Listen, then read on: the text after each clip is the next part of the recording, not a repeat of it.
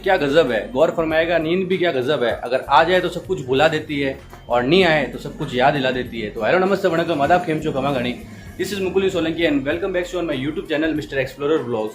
तो स्टार्टिंग में नींदों की पंक्ति की चर्चा इसलिए हो रही थी क्योंकि अभी मेरे को सुबह जल्दी यहाँ पे आना पड़ा है और कहाँ पे आ रखा हूँ अभी बताता हूँ मैं आपको। और अभी मैं चल रहा हूँ स्लीपनेस डिसऑर्डर से, जो कि किसी और ब्लॉग में चर्चा करूँगा।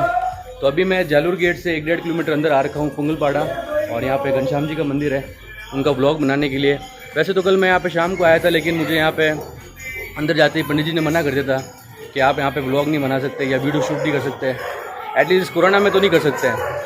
लेकिन फिर मैंने उनको बताया कि मैंने यहाँ पे कई ऐतिहासिक मंदिर के ब्लॉग भी बना रखे हैं, लाइक अचलनाथ जी मंदिर का भी बना रखा है। तो उनको मेरे चैनल से अवगत कराया और उनको अपने चैनल के बारे में बताया। तो फिर उन्होंने मुझे बोला कि आप अगले दिन 7 बजे आओ, तब मैं अपना इस मंदिर के बारे में हिस्ट्री भी बता पाऊँगा। तो इसका तो अब सेम लाइक ऐसा है कि आप कोई भी बस में अगर ट्रैवल कर रहे हो और उसकी बस कंडक्टर और बस ड्राइवर ही आपको अपने उस रास्ते के बारे में, आने वाली जगह के बारे में बताए, एज उनका रोज़ आना जाना रहता है, तो आपके सफ़र में 4 चांद लग जाते हैं। तो ठीक वैसे ही मैं अब गूगल पे वैसे उसकी हिस्ट्री मिल जाती है मंदिर की, लेकिन अगर मंदिर की पुजारी अगर मंदिर की हिस्ट्री बताए, क्योंकि वो रोज़ आना जाना रहता है उनका यहाँ पे, तो चलते हैं मंदिर के अंदर और मिलता हूँ पुजारी जी से और बताता हूँ आपको मंदिर के बारे में। ये मंदिर की एंट्रेंस है।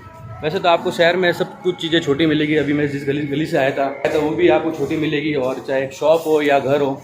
लेकिन क्योंकि ये मंदिर 500 साल पुराना है, इसलिए मंदिर की एंट्रेंस छोटी, लेकिन मंदिर अंदर से बहुत बड़ा है, बहुत बड़ा है।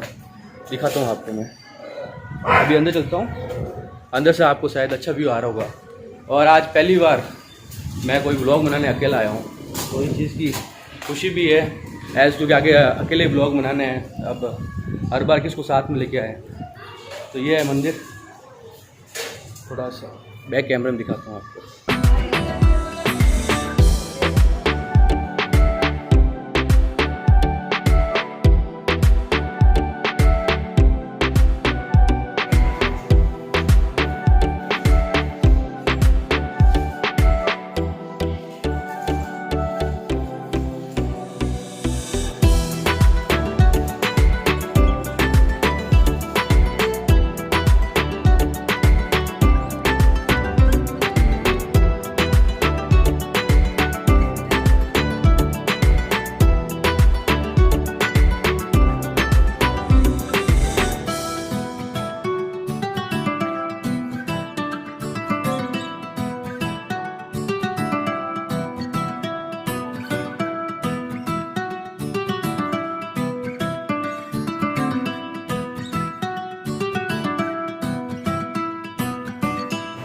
तो जैसा कि मैंने आपको इंट्रो शॉट में बताया कि इस मंदिर के बारे में विशेष तौर पे हम पुजारी जी से जानेंगे।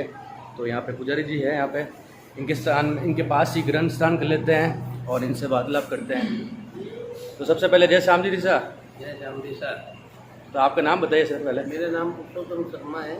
और आप यहाँ पे कितने साल से पूजा अर्चना करते आ रहे हैं? 20 साल से सेवा पूजा अर्चना कर रहा हूँ। और मंदिर के बारे में बताइए। ये मंदिर रजवाड़े के काल से बना हुआ है। सर्वप्रथम यहाँ के महाराजा राजा गंग जो हुए, उनकी शादी सिरोही में हुई थी। सिरोही की रानी पद्मावती यहाँ की रानी बनी थी, जोधपुर की, और उनसे शादी करके यहाँ पर आए। तब उससे श्याम भगवान यहाँ पर आए हुए हैं उनके साथ में। जब उनकी शादी हुई तब उनके पिताजी ने उनसे पूछा कि भाई आपको और क्या चाहिए दहेज में। तो उन्होंने कहा मेरे को ठाकुर जी की सेवा चाहिए। तो उन्होंने कहा कि भाई अगर ठाकुर जी चल रहे हैं तो ले जाओ। तो वो दौड़ते हुए अंदर गई सेवा में और ठाकुर जी की अंगुली पकड़ के लेके आ गई।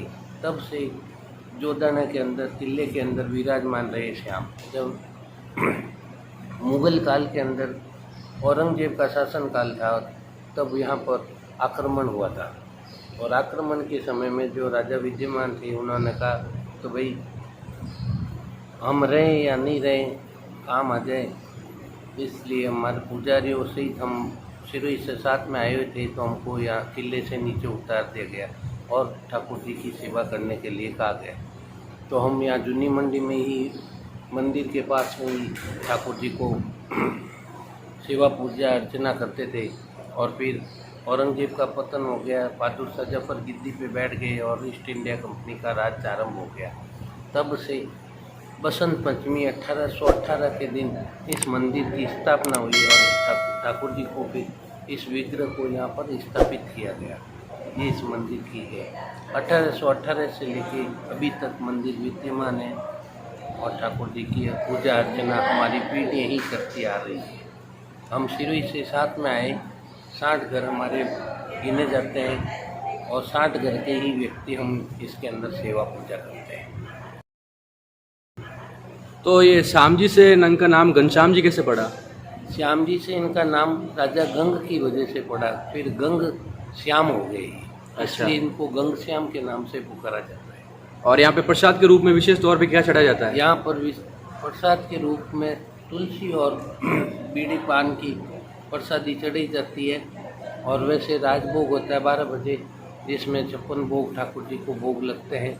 सुबह मंगला का समय होता है, तब माखन और मिश्री का भोग लगता है।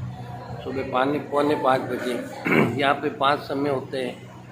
फिर 9 बजे श्रृंगार आरती और श्रृंगार का काम होता है और उसके बाद में राजभोग का काम होता है। और 1:30 बजे के बाद में ठाकुर जी को 1:15-1:30 के मध्य में पौधा दिया जाता है और शाम को 5 बजे वापस ठाकुर जी को जागृत और श्रृंगार करके आरती वगैरह सिंजा आरती जैसे सूर्य ढलता है उस हिसाब से यहाँ पर ठाकुर जी की सिंजा आरती की जाती है। फिर रात को 9 बजे जाकी आरती होती है, जिसके अंदर दूध और पूड़ी की प्रसादी लगती है। और कोविड काल की वजह से अभी ये मंदिर सरकारी गाइडलाइंस के हिसाब से जिस ढंग से खुला है उस ढंग से ही हम उसकी पालना करते हुए 8 बजते ही मंदिर बंद कर देते हैं, हॉल बंद कर दी जाती है और अंदर ही सारे कार्यक्रम किए जाते हैं।